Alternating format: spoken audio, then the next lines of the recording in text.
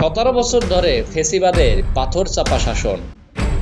হাসিনা এক স্বৈরাচারীর নাম।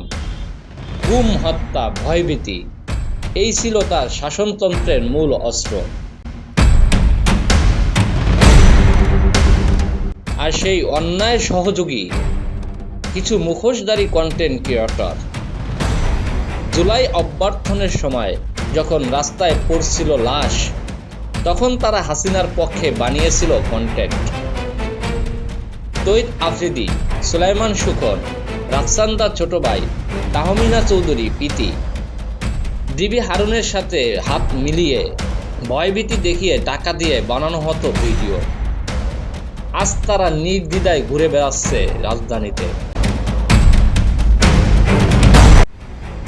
কিন্তু প্রশ্ন একটাই, ডিজিটাল রাজাকারদের বিচার কবে হবে?